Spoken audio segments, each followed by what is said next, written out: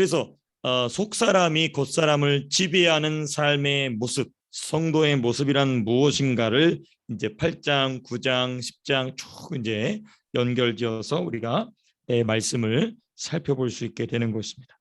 자, 그리고 나서 이제 우리가 직접적으로 지난주에 마무리한 부분은 뭐냐? 선을 행하는 것과 이제 두 번째 부분이죠. 선을 행하는 것과 악을 행하는 것이 무엇인가에 대한 얘기를 우리가 좀 살펴봤었습니다. 특별히 이제 선을 행한다는 것이 무엇인가? 속 사람이 행하고자 하는 선이 무엇인가? 그 선의 정의, 성부 하나님이 인정하시는 모든 것이 선이다. 우리 살펴봤었고, 그럼 그 선이 사람에게서 사람이 특별히 어디로부터 출발이 되느냐 얘기했을 때는 사람의 속 사람으로부터, 영으로부터, 거듭난 영으로부터 그것이 출발한다라는 것을 우리가 말씀으로 살펴봤습니다. 자, 그럼 이제 우리가 마지막 부분입니다. 이제 6번이겠죠. 큰 6번입니다. 네. 큰 6번으로 6번 해놓고 이제 우리가 마지막 결론 부분이죠. 7장의 결론 21절에서부터 25절까지 7장의 결론이자 성자의 법의 결론입니다. 우리가 이제 한 부분 한 부분씩 이제 우리가 살펴보고자 하는데, 이제 7장을 마무리하면서 21절에 바울이 어떻게 이야기하죠? 우리 21절 말씀 같이 한번 읽어보겠습니다. 시작. 그러므로 내가 한 법을 깨달았노니 곧 선을 행하기 원하는 나에게 악이 함께 있는 것이로다. 여기 중요한 표현이 있습니다. 여기 본 이 21절에 사도 바울이 무슨 얘기를 하냐면, 사도가 깨달은 한 법에 대한 이야기를 합니다.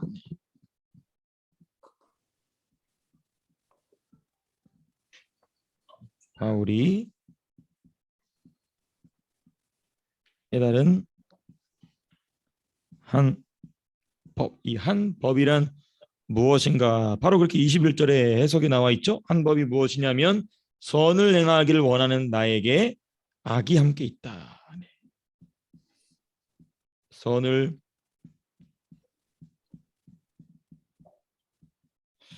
원하는 나에게 악이 함께 있어.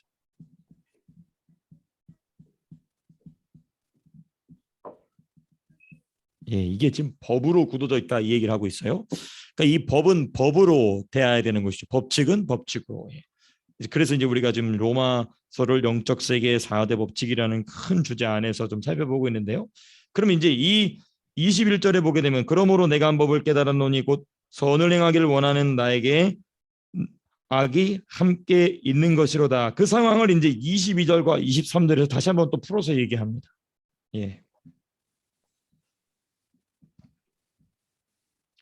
선과 악의 공존 상태를 다시 한번 좀 더 풀어서 22절과 23절의 이야기입니다. 22절 같은 경우 이 얘기입니다. 하나님의 법을 즐거워하는 속사람. 22절 보시면 이런 표현이 있죠. 내 속사람으로는 하나님의 법을 즐거워하되. 이 하나님의 법을 즐거워한다라는 말은 이제 21절에 있는 표현과 똑같은 표현이, 21절에 무슨 표현이냐면 선을 행하기를 원하는 나, 똑같은 표현입니다. 그렇죠? 21절에 있는 선을 원하는 나. 우리가 이게 성경을 함께 이렇게 깊이 살펴볼 때 이런 이 표현, 똑같은 내용이 다른 표현으로 사용되고 있는 것을 발견할 수 있는 것, 이게 참 능력이 됩니다. 성경을 가르치거나 내가 누군가를 말씀으로 섬길 때 이 다양한 똑같은 표현이지만, 똑같은 의미이지만 다른 표현으로 표현되고 있는 내용들이 우리 눈에 이렇게 확 들어오게 되는 것, 이게 이제 성령께서 저와 여러분들을 이제 말씀의 도구로 사용하실 때 아주 유용한 무엇일까요? 말씀을 이해하는 중요한 도구입니다. 근데 이제 좀 원래 본문 돌아와서 이제 우리가 늘 지금 한 뭐 거의 몇 달 동안 반복했던 내용을 재차 반복하고 있기 때문에 오늘은 수요 예배가 상당히 좀 일찍 끝날 것만 같습니다. 그래서 우리가 이제 이 7장 마무리하고 나서 이 가능하다면 우리 이 성자의 법 전체 내용을 주제만이라도 잠깐 좀 훑어보고 이렇게 좀 마무리했으면 좋겠거든요. 자, 이제 이 부분을 좀 더 이제 자세하게 7장 부분, 요 마무리 부분을 자세하게 좀 보시면 성도에게 있어서 참된 나는 누구인가? 저는 계속해서 이 부분을 말씀드리고 있습니다. 성도에게 있어서 참된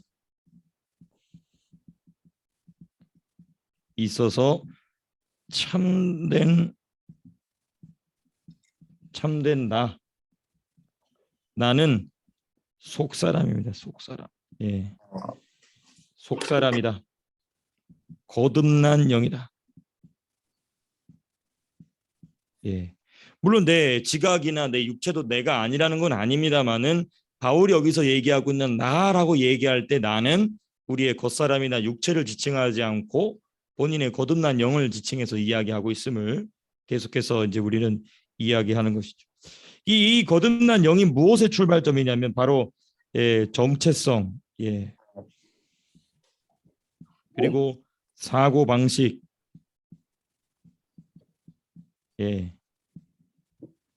또 삶의 방식의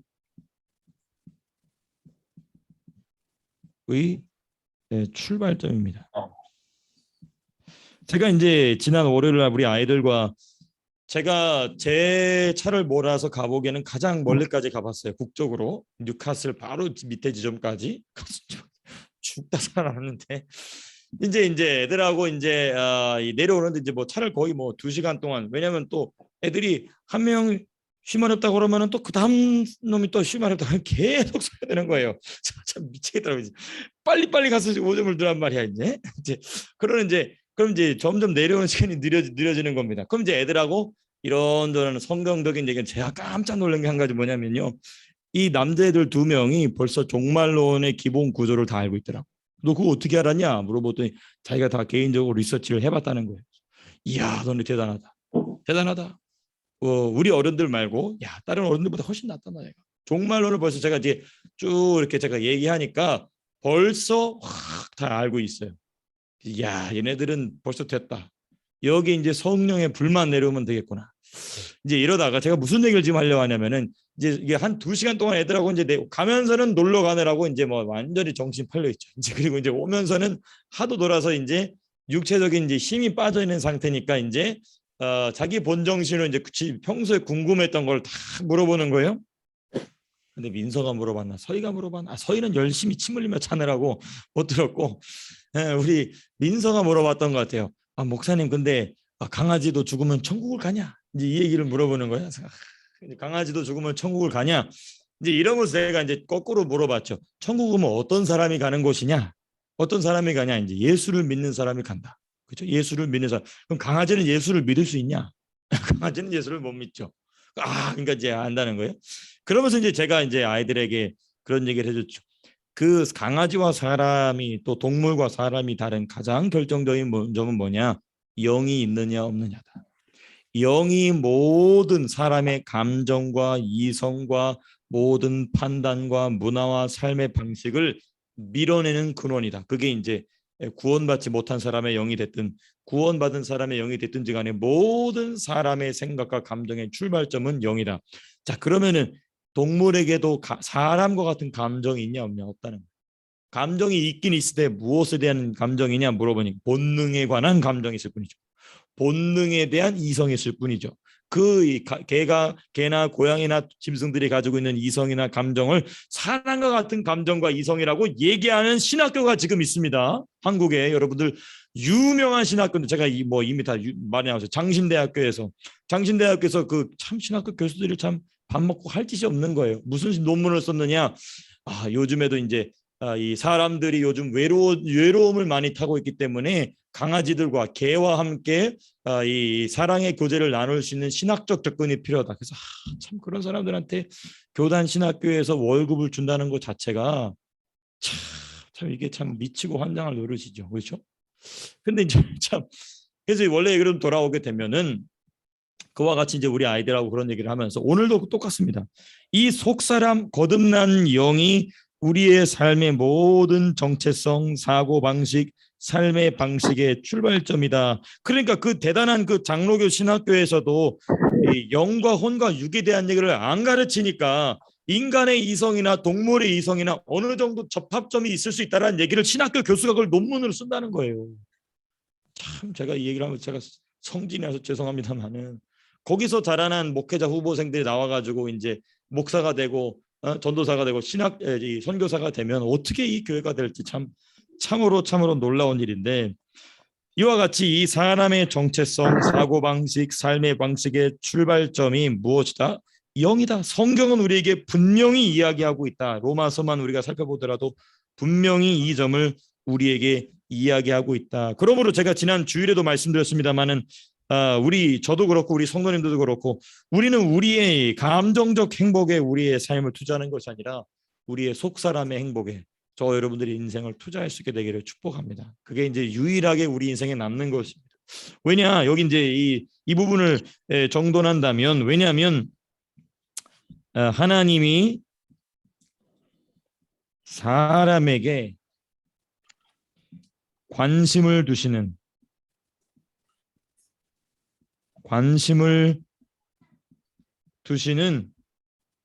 유일한 곳입니다.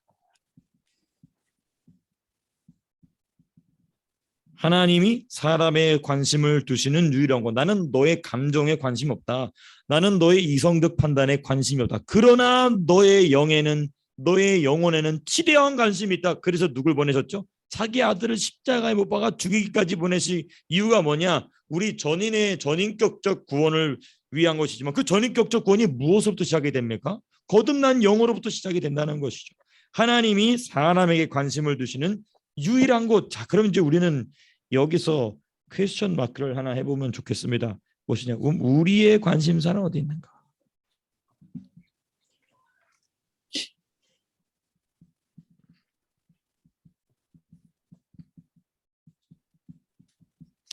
우리의 관심사는 어디에 있는가? 이게 참 중요합니다.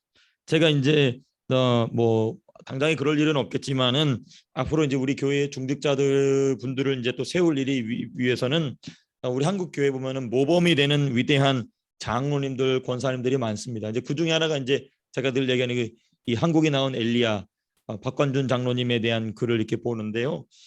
참 이분들은 어떤 신앙생활했느냐? 자신의 육신이 안락하는 것에는 조금의 관심사를 두지 않고 살았다.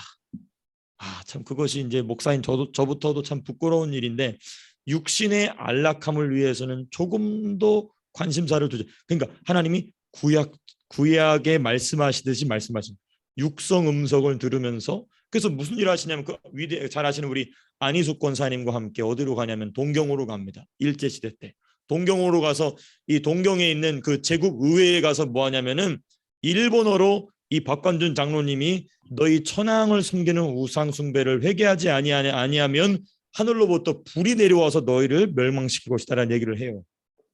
그러니까 이제 웬 조선에서 미친놈이 아니냐 해가지고 몹시 고난을 받고 이 두 분이 전부 조선으로 이감이 됩니다.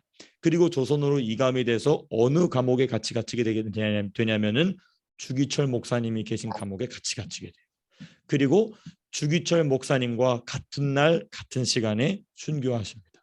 그리고 그날이 언제냐면 1945년 8월 14일 두 분이 순교하시죠. 그래서 이 벽을 두드리면서 이 장로님과 목사님이 끝까지 신앙의 귀한 교제를 했다는 것을 그 안희숙 권사님이, 그리고 또 이 주기철 목사님의 사모님의 수기에 이렇게 남아있는 기록이 있습니다. 근데 그 두 분의 삶이 어땠느냐? 이런 삶을 살았다는 것이죠. 우리의 관심사는 어디에 있는가? 어디에 있는가? 저와 여러분들의 관심사가 우리의 속사람에만 있게 되시기를 주님의 이름으로 축복합니다. 그런 사람에게 하나님께서 이제 성령의 능력을 부어주시는 것이죠. 하나님 손해보는 장사 하시는 분이 아니시기 때문에. 자, 근데 두 번째 부분입니다. 성도로서 선을 행한다는 것이 무엇인가?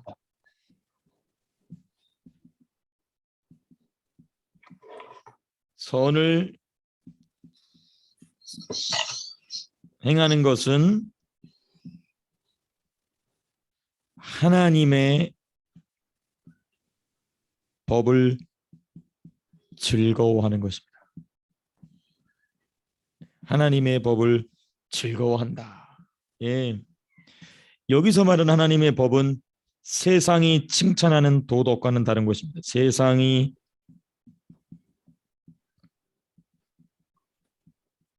칭찬하는 선행, 도덕과는 무관합니다. 그래서 예수님이 오른손이 한 일을 왼손이 모르게 하라고 말씀하신 이유가 뭐냐면 세상에서 오는 칭찬은 아무 의미가 없다는 겁니다.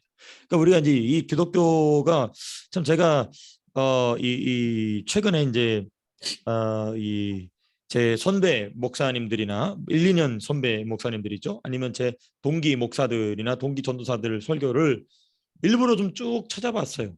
내가 설교하는 게 너무 고리타분한가? 이제 이런 이 생각에 이제 찾아보는데 제가 설교를 5분 이상을 못 듣겠더라고요. 왜 그런가 봤더니 성경을 가지고 씨름한 내용이 없어요. 전부 무슨 얘기냐, 자기 삶에서 소소하게 경험했던 얘기를 그거를 막 30분, 40분, 50분 쫙 늘리느라고 그걸 늘리는 그 친구도 죽을 맛이고 그걸 듣고 있는 성도님들도 죽을 맛이겠더라고요. 그리고 그걸 보려는 저도 죽을 맛이겠더라고요. 야, 이게 이렇구나. 그래서 제가 조금 또라이 같다는 소리를 제 친구들한테 동기들한테 듣는다 하더라도 내가 가는 길이 옳다라는 결론을 제 스스로 내렸습니다. 네, 죄송합니다만은 왜냐면은 제가 이제 내가 성경을 너무 내가 외골수적으로 보는 건 아니겠는가. 그래서 이제 내 친구들이나 내 선배들은 어떻게 성경을 해석하는가. 성경 해석에 대한 얘기는 뭐 할 수가 없어요. 죄다 자기가 무슨 누구를 만났고 뭘 먹고 뭐 하여튼 제가 그래서 속으로 이렇게 표현 정말 죄송합니다. 죄송합니다. 항상 이렇게 처먹는 얘기만 하냐 목사들이. 하여튼 제 동기들 보면 다 처먹는 얘기만 하고 있어요. 뭐 어디 가서 무슨 고기를 먹고 정말 죄송합니다. 정말 죄송합니다. 이런 표현에서 제가 속으로 이야 처먹는 얘기만 하는구나.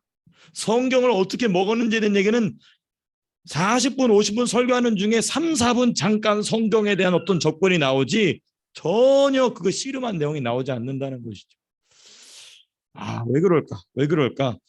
그 왜 그러냐면 그 중대한 이유 중에 하나가 무엇이냐면 그건 다 대부분 목사님, 목회자, 저와 같은 목회자들의 잘못이에요. 세상이 칭찬하는 선행과 도덕의 프레임에 교회가 갇혀 있어서 그렇습니다. 그래서 목회자들 설교하는 거 보면 세상에서 교회들이 지탄을 많이 받고 있습니다. 언제는 지탄을 안 받았습니까? 우리가 신약교회 2000년 역사 중에 세상에서 지탄을 받지 않은 해는 단 한 해도 없어요. 근데 마침 지금이 지금까지는 교회가 칭찬을 잘 받아왔는데 이제는 칭찬을 안 받고 막 욕먹는 시대가 됐다라는 세상의 프레임에, 세상의 도덕적 프레임에, 세상의 선행적 프레임에 교회가 갇히니까 거기에 맞춰서 설교를 하지 않으면 안 먹히는 거예요. 이제 그게 지금 이제 그런 현상이 되는 것이죠. 그래서 성경을 가지고 조금이라도 씨름하려는 목회자들은 이제 별로 인기가 없는 고리타분만 졸리는 얘기만 하는 사람들이 돼버리게 되는 것이죠. 이런 시대가 악한 시대다. 이게 이제 제가 그러면서 그런 정도를 마무리 우리 김현철 집사님과도 진지하게 늘 대화 나눴던 부분이 왜 성령은 우리에게 말씀하지 않는가? 그런 이유 중에 하나를 제가 다시금 최근에 발견하게 되는 것이죠. 목회자들부터가 이 세상에 말하는 선행, 도덕적 기준에 갇혀 있는 설교를 하다 보니까 성경도 세상에 말하는 선행에 맞게끔 설교를 해야 먹히는 시대가 돼버린 것이죠. 참 이게 안타까운 일인데요. 이 부분을 좀 조금 더 이제 자세하게 좀 말씀을 드린다면은 이게 이제 도덕주의라고 합니다. 도덕주의. 도덕주의는 속사람 또 거듭난 영의 요청을 무시하는 것입니다.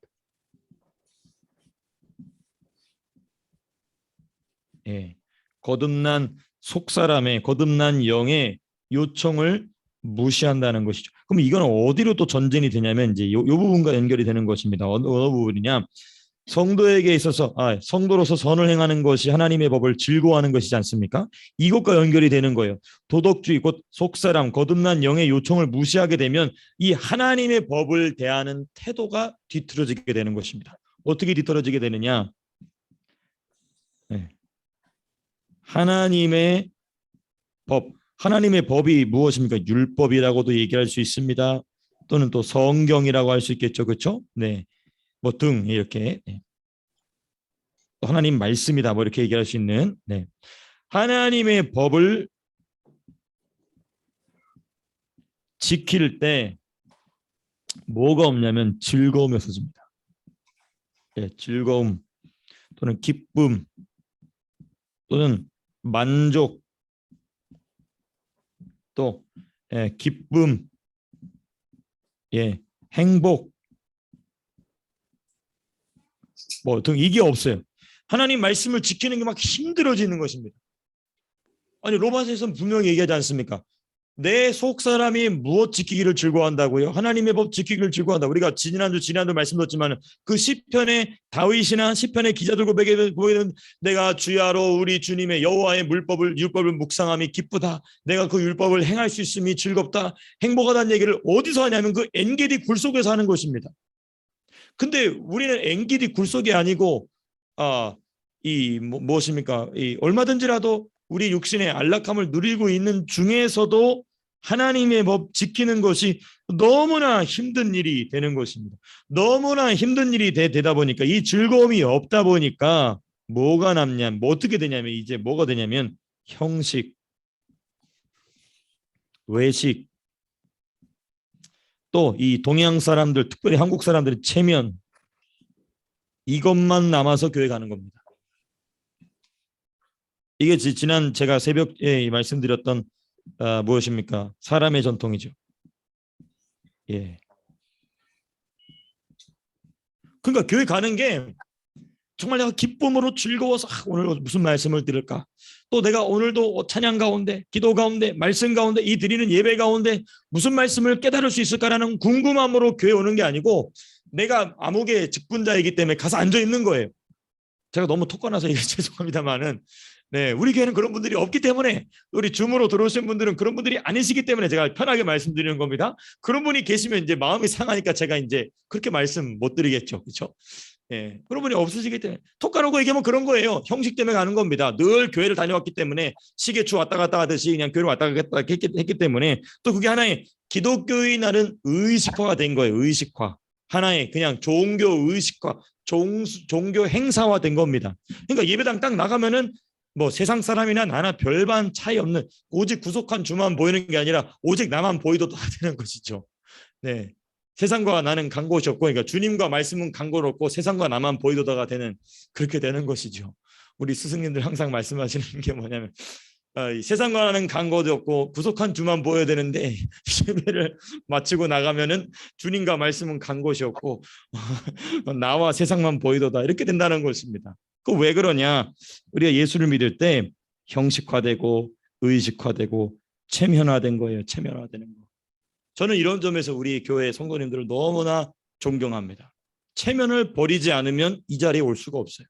이제 겨우 30대 초반을 간 넘은 목사에게 와서 말씀을 듣는다는 것 자체는 하나님이 너무나 귀하게 보시는 것이죠. 그 체면을 버리고 내가 내 영의 생명을 따라가야 된다. 이 위대한 선택을 내리신 여러분들께 주님의 큰 복이 있을 줄로 믿습니다. 아멘. 네, 주무로도 아멘 해주셔서 감사합니다. 네, 아멘 소리가 여기까지 다 들렸습니다. 그래서 우리는 속사람 거듭난 영의 요청을 따라 사는 삶이 무엇이냐? 예, 그래서 이 부분 문장을 좀 마무리해야 되겠네요. 형식, 의식, 체면만 남은 상태다. 이런 예배에 대하여 주님이 뭐라고 말씀하시냐면 누가 나를 위하여서 가서 저들의 성전문을 닫을고 말씀하시죠. 그 말씀이 어디에 나오죠? 제가 말라기 그죠? 말라기 한번 찾아봐 주시면 감사하겠습니다. 말라기 몇 장이죠? 예, 네, 이사야, 예, 그렇죠. 그렇네요. 예, 예, 성전문, 예, 한번, 예, 예, 예, 예, 예, 그렇죠. 예, 이사야, 예, 예, 그럴 것 같습니다. 예, 이사야, 이럴 때는 이제 인터넷을 좀 찾아봐야 되겠네요. 예,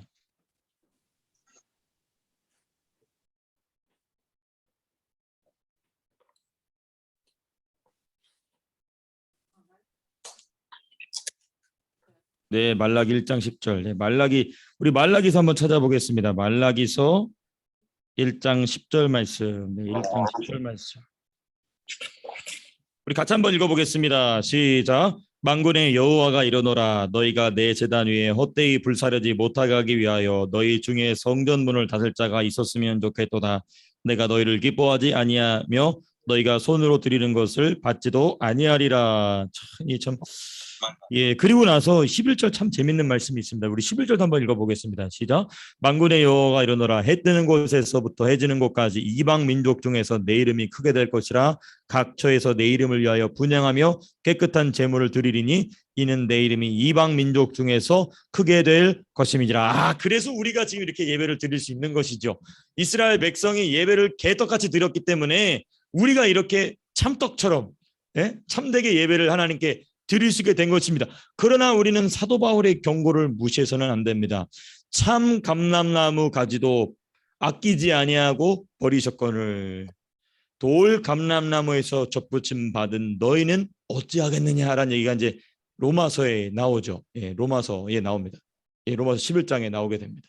그러니까 이제 우리가 이 말씀을 보게 되면은 그러므로 사람의 전통이 아닌 성령의 전통으로만 우리 주님을 섬기는 우리 리버티 힐 처치가 될 수 있기를 주님의 이름으로 축복합니다. 그래서 주님이 재림하실 그날까지 오직 성령의 전통만 남아있는 교회. 제가 요즘에 이제 기도하면서 하나님 주께서 이 교회를 개척하신 이유가 무엇입니까에 대해서 제가 구체적으로 기도하고 있는데 그때 주님이 어떤 모습을 저에게 환하게 이렇게 떠올려 주시느냐.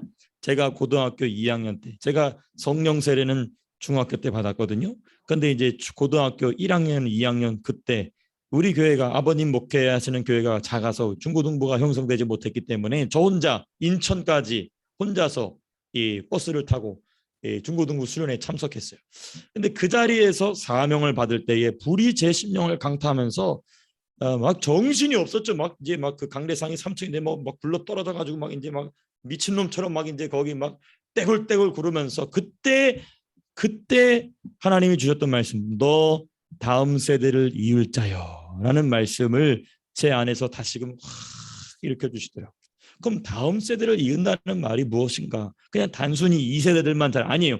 다음 세대를 이으려면 무엇이 필요하냐면 이어줄 만한 게 있어야 이어주는 겁니다.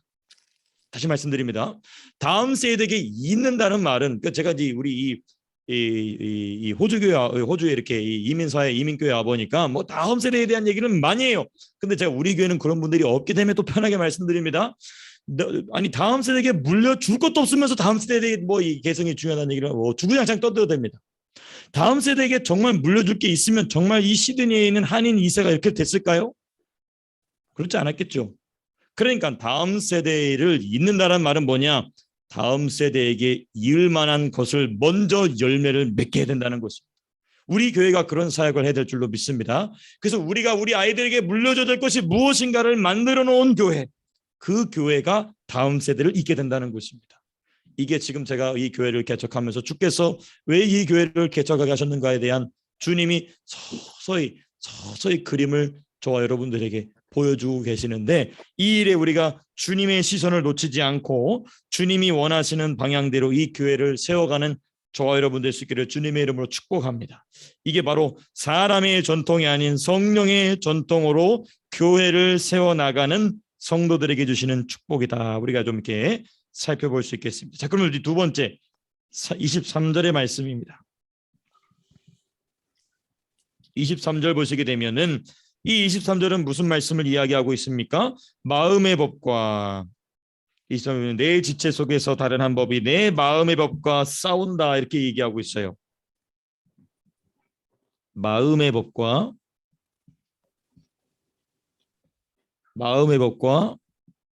제7장 죄의 법의 싸움이 여기 있습니다. 예, 마음의 법과 죄의 법의 싸움이다. 예. 이게 이제 이건 뭐냐면 뭐 때문에 가능하냐면 선행을 원하는 나에게 악이 함께 있는 모습이죠. 네. 선행을 원하는 나에게 악이 함께 있는 모습에 대한 얘기가 바로 23절에서 얘기합니다. 제가 여기 조금 더 이 말, 이 한 구절 한 구절을 좀 한 구절이 아니라 이 단어를 조금 풀어서 좀 보시게 되면은 먼저 중요한 표현이 이 표현이겠죠. 내 마음의 법이다라는 표현이 있어요. 마음의 법이라는 표현이 있습니다. 근데 이 마음의 법은 무엇인가 하면 이거는 이제 뭐 두말할 필요 없이 속 사람의 지정의입니다.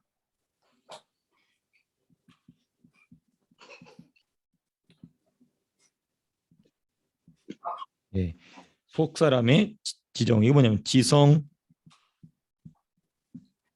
감정, 예, 그렇죠. 의지입니다. 예. 이 속 사람의 지정의는 무슨 역할을 하느냐? 성부, 성자, 성령의 법이 사람에게 나타나는 것이죠. 예.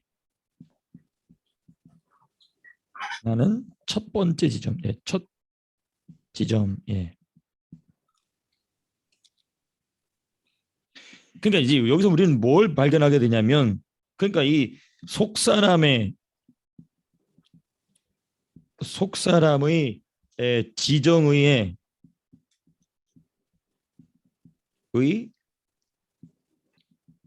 자율적 활동을 통하여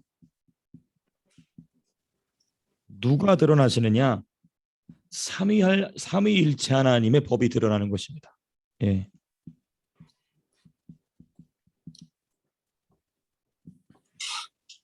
하나님의 법이 드러난다. 드러나고 운행한다.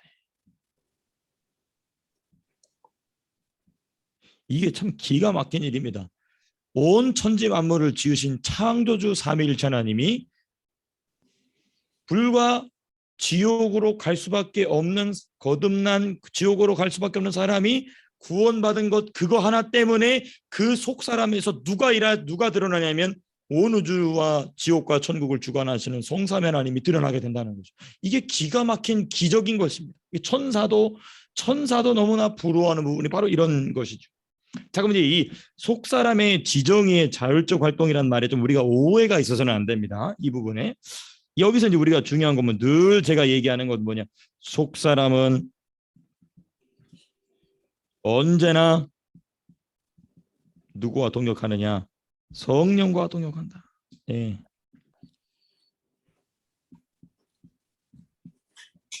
왜냐하면 성령은 하나님의 깊은 것까지 뭐 하신 분이시죠?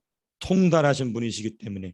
그러니까 그 성령과 우리의 속 사람이 동역하고 있다 보니까 우리 겉사람이 속 사람이 자라나는 일만 방해하지 않으면 성령이 통달하고 계신 하나님의 깊은 것에 나아가는 길로 계속 가는 것입니다. 이 부분에 대한 이해가 우리에겐 참으로 중요한 것입니다. 그러므로 우리는 속 사람의 성장이 참으로 중요한 것입니다.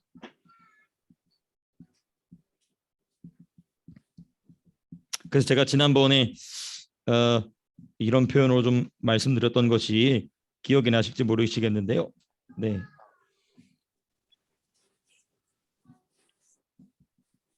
이성과 몸은 성화되고 그리고 영은 성장하고. 예. 참 중요한 이성과 몸은 성화되고 이 이성과 몸은 이제 물질육과 비물질육이겠죠. 그렇죠? 그 이제 성화되고 예수의 모습으로 성화되고 죽는 거죠. 죽음으로써 성화되는 것이죠. 그러나 영은 죽는 것이 아니라 점점 자라나고 성장하게 되는 것이죠. 예. 이게 이제 속 사람의 지정의의 자율적 활동이라는 말의 의미에 절대 우리가 이제 오해가 있어서는 안 되는 부분인 것이죠. 예. 예. 그러니까 이게 속 사람의 수동적이다, 능동적이다 이 부분을 우리가 가리기가 참 어렵습니다. 왜냐하면 이제 성령과 깊이 그렇죠. 제가 자율적이라는 것은 이제 능동적인 것. 그러니까 이제 우리가 이제 성령과 동역한다는 점에서는 자율적이다, 능동적이다 얘기할 수 있겠죠. 그러다 지금 말씀을 거꾸로 들었네요. 성령과 동역한다는 점에서는 수동적이죠. 그러나 이제 우리가 우리의 삶 속에서 속 사람이 우리의 겉 사람을 이 복종시켜서 하나님이 원하시는 일을 행하는 것은 능동적인 것이죠. 그러니까 이 수동과 능동이 항상 공존하여 같이 가는 매우 역설적인 상황이 이제 우리 성도 내면 안에서 이제 일어나게 되는 거죠. 네. 질문에 대한 답변이 잘 그렇죠. 예, 자율적이다. 예, 그런 점에서 예.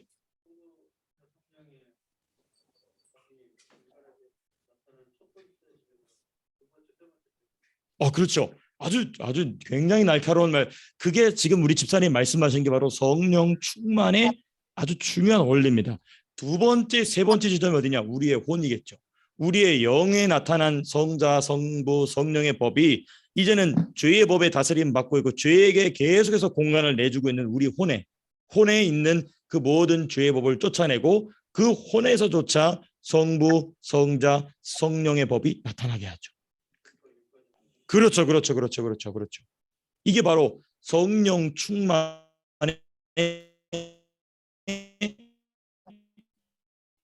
이 성령 충만이 곧 무엇이냐면 우리 거듭난 성도의 몸의 전인적으로 그렇죠.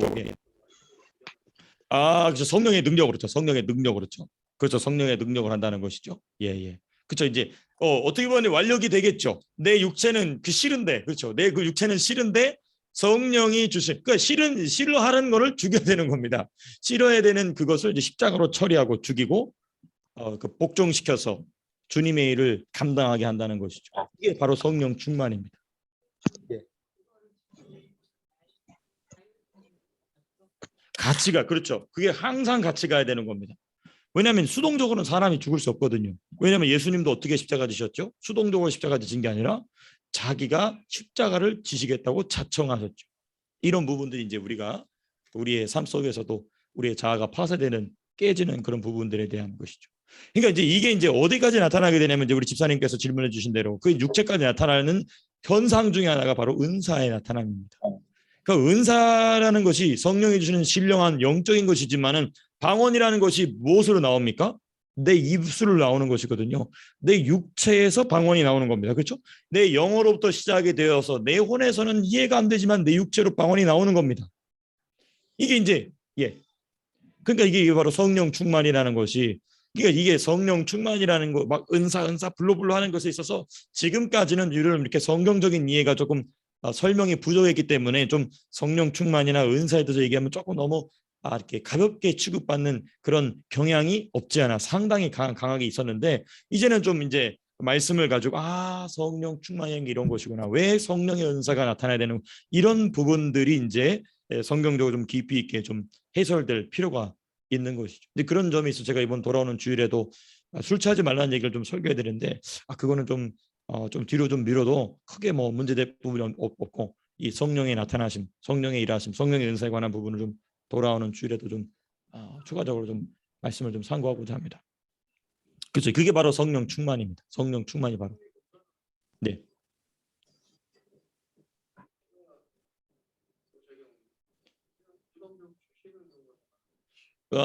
일방적으로 하나님께서 주시는 경우는 상당히 좀 드뭅니다.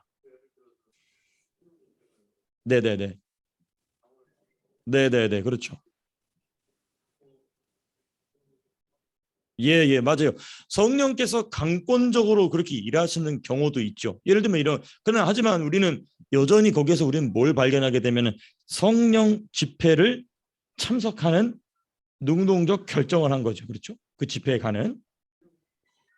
네, 네, 네, 네, 네. 그렇죠, 그렇죠, 그렇죠. 그러니까 이제 우리가 이제 은사를 경험할 때 보게 되면은 하나님께서 그 은사를 주실 때 보면 강권적으로 일하시는 경우가 있어요. 있습니다. 없지는 않습니다. 예, 예, 예, 예. 네, 네, 네.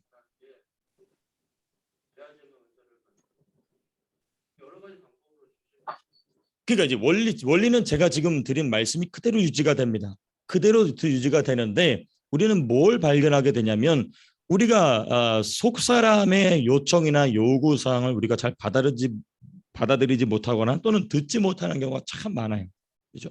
그러니까 우리가 성령의 은사가 나타나고 성령의 능력이 부어지는 것은 우리 거듭난 속 사람의 끝없는 갈망이고 소망입니다.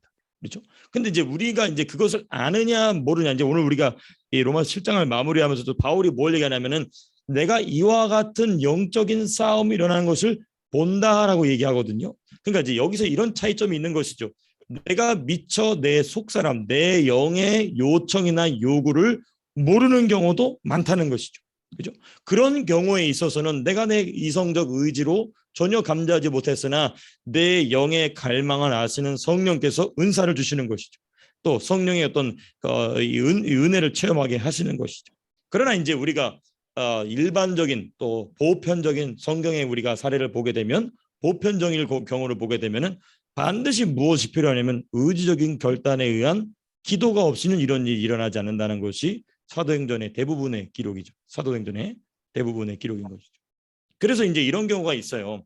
이렇게 하나님께서 강권적으로 은사가 왔을 때 그 은사가 쉽게 꺼지는 사람들이 있습니다. 그 왜 그러냐면 이제 그 은사를 받고 체험할 때에 그 자기의 결단으로 의하여서 또 하나님께 간절히 부르짖어 기도하는 어떤 그 기도에 그것 없이 받은 사람은 그 은사를 쉽게 잊어버립니다. 보면 꼭 그래요. 예를 들면 이제 성령 집회를 저도 인도해 보면은 네네네 네네 그렇죠 그렇죠 그렇죠 그렇죠 얼마든지 그러실 수 있죠.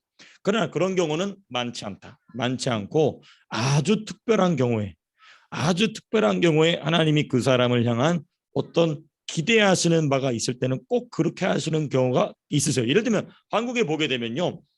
제가 어떤 분인지 제 성함은 잊어버렸는데 이 예수님이 직접 전도를 하는 거예요. 예수님이 직접 전도를 해서 이 직접 전도를 받아서 이 입신도 하게 되고 뭐 이런 체험이 있어요. 이런 경우가 이제 한국에 초기에 있는데 그런 사람들은 하나님이 특별히 맡겨놓은 무엇인가 사명이 있는 경우에는 하나님께서 꼭 그런 일을 주시죠. 그런 경우가 있죠. 네. 근데 그런 경우에는 이제 그런 은사를 받은 사람은 반드시 이제 기도와 말씀으로 그 불이 점점 더 크고 깊어지게 해야 될 중요한 책무가 있죠. 거기로 끝나는 게 아니니까 이런 부분들도 우리가 함께 좀 같이 생각해 볼 중요한 주제 중에 하나입니다. 예. 자, 그래서 이제 우리 속사람의 성장에 대한 부분을 좀 우리가 마무리한다면은 이와 같이 이 성부, 성자, 성령 하나님의 이 법이 나타나는 사례를 좀 우리가 좀 찾아보고자 합니다. 어디냐면은 데살로니가 전서입니다. 2장 13절 말씀 한번 보시겠습니다. 데살로니가 전서 2장 13절 말씀. 같이 한번 우리 13절 말씀 읽겠습니다. 시작. 이러므로 우리가 하나님께 끊임없이 감사함은 너희가 우리에게 들은 바 하나님의 말씀을 받을 때에 사람의 말로 받지 아니하고 하나님의 말씀으로 받음이니 진실로 그러하도다. 이 말씀이 또한 너희 믿는 자 가운데서 역사하느니라. 이 말이 뭐냐면 사도 바울이 분명히 말한 말이 사도 바울의 말이었어요. 근데 이 말이 사도 바울의 말이 아니고 하나님의 말씀이다. 근데 우리가 이 부분을 착각하는 경우가 있어요. 하나님의 말씀이 아니지만 그렇다고 쳐주는 그게 아니고 바울의 말 자체가 곧 누구의 말이었냐면 삼위일체 하나님의 말씀이었던 것이죠. 이게 바로 이 삼위일체 하나님의 법이 사람에게서 나타나는 가장 두드러지는 사례. 그게 이제 여러 가지 뭐 기적 체험도 있고 여러 가지 있을 수 있겠지만은 가장 중요하고 핵심적인 것이 뭐냐? 내 입에서 나가는 하나님의 말씀. 그게 곧 무엇이냐? 바로 성삼위 하나님의 법이 내 안에서 나타나는 아주 중요한 대표적인 현상 중에 하나인 것이죠. 그런 점에 있어서 우리 교회에서는 계속해서 제가 강조하는 바와 같이 이 말씀을 누군가에게 계속해서 전하는 것 참으로 중요해요. 듣든지 아니 듣든지 이 말씀을 계속해서 전하는 그런 삶의 실천이 너무나 중요하다는 것이죠. 자, 이제 마무리 부분으로 넘어가야 되는데요. 오늘도 안타깝게도 마무리를 못하게 될 것 같은데 요 두 번째 요 부분까지만 하고 마무리하도록 하겠습니다. 보시게 되면은 죄의 법이 뭐냐? 죄의 법이 뭐냐? 이거는 이제 구절에 다 나와 있죠. 예. 내 지체 속에 거하는 한 다른 법이다. 내 지체 속에 거하는 한 다른 법이다. 예. 이게 바로 죄의 법이죠. 이 부분을 조금 더 이제 풀어서 말씀을 드린다면은 이 죄의 법의 활동 목적이 뭐냐?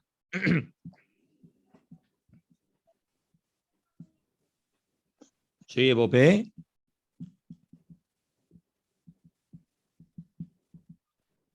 활동 목적 두 가지로 본문에 나와 있죠. 로마서 23장에 나와 있죠. 첫 번째는 뭐냐? 마음의 법과 싸운다.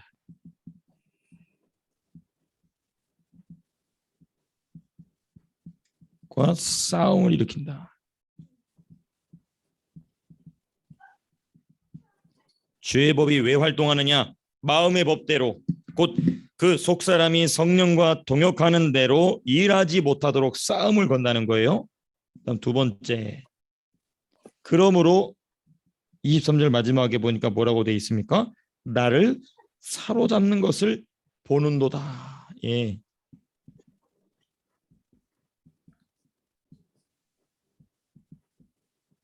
네. 여기서 말하는 나는 당연히 무엇이겠습니까? 속사람이겠죠. 그렇죠? 영. 그 속사람을 사로잡는 상태가 된다. 그게 바로 뭐냐면 14절에 나와 있는 나는 육신에 속하여 죄 아래 팔렸도다라는 말인 것이죠. 이 14절의 말. 예. 그러면 이제 이런 일이 일어날 때에 나타나는 현상이 뭐냐? 그 이제 성경 구조를 좀 하나 찾아보시게 되면은 이 부분만 찾고 이제 마치겠습니다. 갈라디아서입니다. 잘 아시는 말씀인데요. 갈라디아서 5장 16절에서부터 18절까지의 말씀. 같이 한번 찾아보시겠습니다. 갈라디아서 5장 16절에서부터 17절까지의 말씀. 같이 한번 16절부터 읽어보겠습니다. 시작. 내가 이르노니 너희는 성령을 따라 행하라. 그리하면 육체의 욕심을 이루지 아니하리라. 육체의 소욕은 성령을 거스르고 성령은 육체를 거스르나니 이 둘이 서로 대적하므로 너희가 원하는 것을 알지 못하게 하려 함이니라. 너희가 만일 성령의 인도하시는 바가 되면 율법 아래 있지 아니하게 되리라. 자, 우리가 갈라디아서를 읽어보시게 되면 이 말씀이 굉장히 어려운 말씀이지만 우리가 로마서를 쭉 공부하다 보니까 하시는 게 있죠. 쉽죠. 굉장히 쉽습니다. 성령을 따라 행하라. 그리하면 육체의 욕심을. 이건 너무 쉬운 말이죠. 그 다음에 그럼 육체의 소욕이 왜? 여기 갈라디아서 5장에서 육체의 소욕이라고 나왔지만 로마서 7장에서는 죄의 법이라고 나와 있는 것입니다. 그러니까 육체의 소욕, 곧 이 죄의 법은 성령을 거스르고 성령은 육체를 거스르나니 이 둘이 서로 대적하므로 너희가 원하는 것, 여기서 말하는 너희는 무엇이겠습니까? 우리가 이 말씀을 얕게 해석하면은 갈라디아 교회 성도라고 얘기하지만은 그게 아니라 너희의 영이 원하는 것을 하지 못하게 하려 합니다. 이 말입니다. 우리의 속사람의 소원대로 하지 못하게 하려 한다는 것이죠. 그러니까 죄의 법이 싸움을 일으키는 아주 중요한 이유는 뭐냐? 일이 진행되지 못하게 하는 것입니다. 성령이 내 안에서 일하고자 하시는 일이 진행되지 못하게 하는 것. 그래서 답보 상태에 빠지게 되는 것이죠. 답보 상태, 신앙의 답보 상태. 예.